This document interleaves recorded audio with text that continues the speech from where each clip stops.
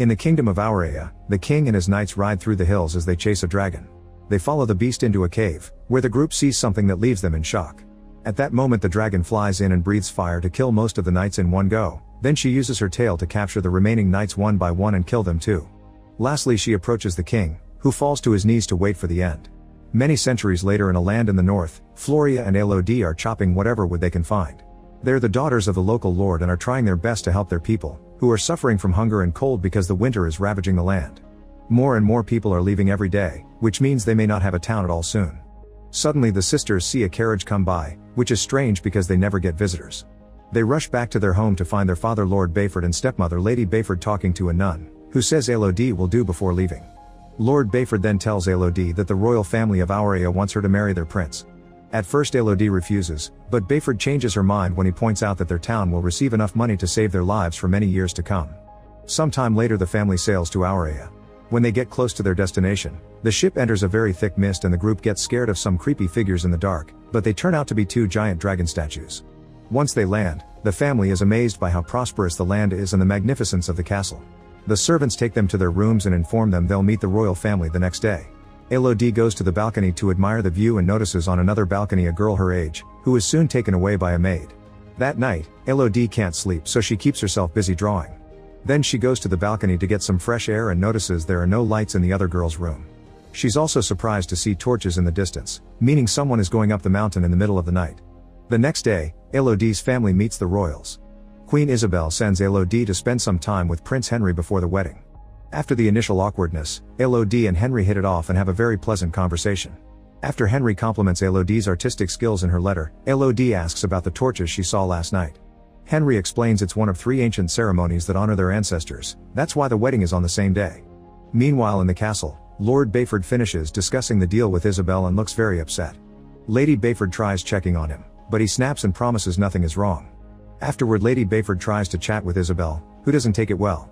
When Lady Bayford explains she thinks the families should bond and get along, Isabel says this is only a transaction born out of necessity. She needs a princess and Bayford's land needs money. She also reminds Bayford that she's the daughter of a rope maker so she shouldn't forget her station. Lady Bayford notices that Isabel says Elodie's name wrong and tries to correct her, but Isabel doesn't care and leaves. In the evening, a worried Lady Bayford goes to tell Elodie that there's something suspicious going on, so she thinks the wedding should be cancelled. But before they can discuss things further, Lord Bayford shows up and sends everyone to bed. The next morning, the maids help Elodie get ready for the ceremony. She's given a beautiful dress that includes a blunt dagger and a diffuser with perfume. The wedding goes well, Henry and Elodie exchange rings, share a kiss, and Elodie is given her own crown. Afterward Elodie says goodbye to her family and gets on a carriage with Henry, who explains they'll join the ancient ceremony on the mountain. They go up a rocky set of stairs and Elodie is shocked to find a bunch of people wearing creepy golden masks, not to mention Isabel dressed like a nun. The queen gives Elodie a coin saying she'll be helping protect the kingdom, then they go inside as Isabel shares a story. When their ancestors arrived on this island they discovered a dragon lived there as the last of its kind. The dragon attacked the village as soon as it saw the humans settle down, so the king gathered his soldiers and tried to fight the beast. However the dragon killed everyone except the king, who had to give up his 3 daughters so the island could be shared. As she listens to the story, Elodie notices how everyone stares creepily at her and the fact they're crossing a dangerous bridge above a chasm. Then Isabel explains the king's sacrifice is what they celebrate every generation before cutting Henry's and Elodie's hands. She pushes them together to mix their blood and covers them with a cloth, announcing that Elodie is now officially of royal blood. Next Elodie throws the coin into the chasm, thinking it's the end of the ritual. Henry picks her up to carry her through the bridge, only to suddenly apologize and throw her into the chasm too.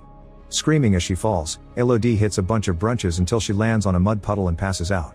She wakes up moments later with various bruises on her body, but she still stands up and starts yelling for help. There's nobody left on the bridge, however her voice does wake up the dragon hidden deep in the cave. Then Elodie cries as her desperation turns into fury and she tears the fancy jewelry off before trying to climb out. Unfortunately she falls again and gets another injury. At that moment she sees other jewelry that doesn't belong to her and realizes the royals have been sacrificing girls to the dragon for years. Suddenly she hears a noise and turns around to notice a light inside a cave, so she goes inside to find a bird on fire. Elodie immediately uses some dirt to put the fire out, but it's too late, the bird is already dead.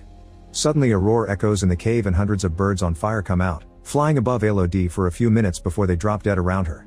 With the little bodies serving as lights, Elodie tries to look for an exit only to freeze when she sees the dragon coming. Elodie runs to hide behind a stalagmite as the dragon starts talking, saying that every generation of royalty must pay and that she can smell it in Elodie's blood. Looking at her scar, Elodie realizes the ceremony is done to trick the dragon. The dragon tells Elodie to run and she does so as she screams, managing to enter a tunnel as the dragon breathes fire behind her. The flames enter the tunnel too, but Elodie manages to find a safe spot just in time. There's a burnt body there, and she realizes it's the girl she saw on the balcony. When she hears the dragon coming after her again, Elodie tries to escape through a small hole, only for her dress to get stuck in it. The flames are getting closer, so after lots of struggle Elodie manages to remove the crinoline and run away, hiding in a smaller cavern. Unfortunately some fire still reaches her leg and burns it, causing her to scream in pain. The dragon hears her but can't reach her because there's not enough room for her giant body. Once the dragon is gone, Elodie remembers the blunt dagger and hones it against a rock to then cut off part of her dress. The pain in her leg is unbearable but she pushes through and bandages the wound with the torn fabric. Next she opens the diffuser and catches a bit of fire in it to use it as a lantern. Now she can explore the cavern and eventually finds a very narrow passage.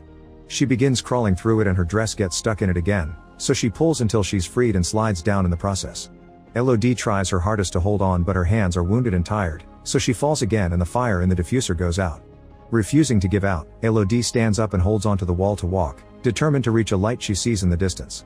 After some very painful walking she leaves the tunnel, only to almost fall off the edge of a cliff. She can still see the light on the other side, so after taking off her wedding ring and throwing it into the abyss, Elodie steps back and runs to make a big jump. The other side of the cliff is slippery and she can't hold on, but luckily as she slides down her belt gets stuck in a rock. It soon breaks, however it gives her enough time to take out the dagger and stick it into a crack to hold on. Then she uses the dagger to climb up the rest of the way and discovers the light comes from cute glowing slugs. After checking they don't bite, Elodie tears off her puffy sleeve and puts a bunch of slugs inside to make a new lantern. Then she walks a little further and finds a small lake, but when she tries to drink, she immediately spits the water out. It turns out the cave plants give it a disgusting taste. However there is also dripping ice on the ceiling, so Elodie stands under it to catch any drops she can. Suddenly the ice starts melting faster and the light coming through it looks a bit red, so Elodie opens her eyes to discover the dragon breaking through the ice with her fire. Elodie runs away as the dragon breaks through the ice and lands in the tavern to chase after her, once again not going far because Elodie enters another tunnel too small for giant beasts. In this small tavern, Elodie finds a message on the wall that says safe here, she cannot reach and is signed by the letter V. As she looks around, Elodie finds the dresses of many girls and on another wall, their names added through the years, including the V that belonged to a girl named Victoria. Elodie takes a moment to grieve for them before removing the bandage off her leg, which isn't looking any better. Afterward Elodie tries to sleep while hugging the lantern. Suddenly she starts seeing the ghosts of the previous sacrifices, suffering in pain, fear, and betrayal. Victoria is adding her name to the wall only to suddenly turn around and tell Elodie that it's all a lie. At that moment Elodie wakes up and finds slugs all over her leg wound. She freaks out and starts removing them, only to discover their slime has healing properties and now her leg is fine. She puts a slug on her other major wound and apologizes for underestimating it. Feeling better, Elodie takes a better look around and finds a map on the wall, which means at least one girl managed to get out. The map teaches her she'll find 3 forks in the tunnel and she must take the middle one, where she must follow the crystals and the music to the outside. Afterward Elodie tears off all the inconvenient parts of her dress, adds her name on the wall, and takes the middle fork while ignoring the echoes of the dragon's growls. Eventually she hears a little tune and walks a little further to find a wall covered with crystals, which are the cause of the noise and also glow under the rays of sunlight because they're right under the exit. Nearby there's a crown with a V on it, which means it was Victoria who got out. Since the crystals are pointy, Elodie tears off more of her dress to cover her hands and feet, then with the help of the crown she starts climbing up.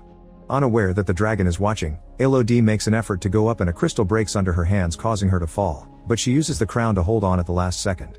Then Elodie hears the dragon nearby, so she hurries up and finally reaches the exit, only to discover she's on the edge of a hole very high in the side of the mountain. Devastated, Elodie falls to her knees and cries. Suddenly the sound of horses neighing help Elodie notices a group of riders approaching the mountain. She tries yelling for help, but at that moment the dragon flies toward her and covers the hole. Elodie steps back just in time and notices another message on the wall saying not safe signed by V. Nearby there's a body, meaning Victoria died there and never got out. The dragon gets her fire ready, only to stop when she hears a male voice calling out Elodie's name. While the dragon flies off to investigate, it's revealed that Lord Bayford has come with 2 knights and a guide to look for Elodie. They descend into the cave with some rope and start searching the area, so Elodie uses the sound of their voices to find her way back. When she takes a new tunnel, she's shocked to find a nest with 3 dead baby dragons and remembers Victoria's words, which makes her realize Isabel had been lying. The dragon hadn't been the last of her kind and she hadn't struck first. A flashback reveals that the king had entered the tavern precisely to kill all the babies, so the dragon's attack had been an act of revenge. She killed all the knights as seen in the beginning, but when it was the king's turn, the dragon told him death would be too easy and he should suffer the same way she did. Since then the royal family has been feeding the dragon 3 women with their blood mixed to make them pass as royal daughters. Afterward Elodie finds her father and his men, but she doesn't show herself yet for safety. The dragon shows up and grabs a knight, taking him for a flight before dropping him from a great height. The knight bounces on the rocks and crashes to the ground, instantly dying. While the guide rides to hide, the dragon grabs the second knight and crushes him under her paw before interrogating Bayford. He explains he's here to save his daughter and tries to attack with his sword, but the dragon grabs him with her tail and disarms him before dropping him. While Elodie sneaks around waiting for the right time, the dragon tells Bayford to call for his daughter. Bayford decides to offer a heartful speech about how sorry he is and admitting he made a horrible mistake, then he yells to order Elodie not to come out, causing the dragon to push him down and stab him right in the heart with her claw. Elodie can't help making a noise as she cries and the dragon starts searching for her, but luckily at that moment the guard also makes a noise and the dragon goes after him, thinking it's Elodie. With the dragon gone, Elodie says goodbye to her father and kisses his forehead before he dies. Then she uses the rope left by him to start climbing out of the tavern. Meanwhile the dragon finds the guide and crushes him to death before coming after Elodie, who manages to climb fast enough to avoid the flames that now cover the entrance. Elodie immediately gets on her father's horse but only rides for a few moments before jumping off to hide under some rocks. Since the horse keeps going, the dragon is tricked and continues to follow it to burn it to death. Then the dragon breathes fire on the clouds, causing a horrible storm as a sign the deal has been broken. In the castle, Isabel notices this and immediately sends her knights to kidnap Floria. Lady Bayford tries to stop them, only to get stabbed in the process. Moments later when the fire is over, Elodie comes out of hiding and bumps into Lady Bayford, who came all the way here on a horse while still bleeding. When Elodie hears what happened, she promises to save her sister and takes the horse back to the mountain. Meanwhile Floria is taken to the bridge, however Henry refuses to do the ritual with a child. Isabel ignores him and uses her own blood instead, cutting Floria's hand to do the mixing before throwing her into the chasm. By the time Elodie arrives at the bridge, everyone is gone and an unconscious Floria has been caught by the dragon, who doesn't kill her yet because she wants to bait Elodie into coming for her sister. A desperate Elodie descends back into the tavern with the rope and uses her previous experience to follow the same path much faster. After double-checking the map to find the dragon's lair, Elodie arms herself with her father's sword and prepares a trap for the dragon. This trap consists of some armor and rope, which is burning under a small flame. Elodie walks away and when the rope finishes burning, the armor falls, causing the dragon to fly out of her lair to look for the source of the noise. This allows Elodie to sneak into the lair and wake up Floria, who walks slowly because she's got a wounded leg. At that moment the dragon discovers the trap and comes back to the lair, so Floria hides while Elodie waits with her sword out. She tries to explain that they've all been tricked by the queen, but the dragon doesn't believe her and tries to breathe fire. Elodie stabs her mouth with the sword to redirect the attack but still falls off the edge of the lair, receiving some burns on her arms and shoulder in the process. While the dragon removes the sword, Elodie lands in a lake and swims out just in time for Floria to throw another sword at her. Suddenly the dragon jumps on her and holds her while stabbing her with her claw. Before she can kill her, Elodie takes out the dagger and stabs the dragon in the eye, causing her to throw Elodie away. Next Elodie grabs the sword again and runs toward the dragon, who has trouble seeing with one eye. She manages to stab the beast in the chest, however it doesn't cause much damage and the dragon grabs her again. Elodie then stabs the dragon's paw, making her drop her again.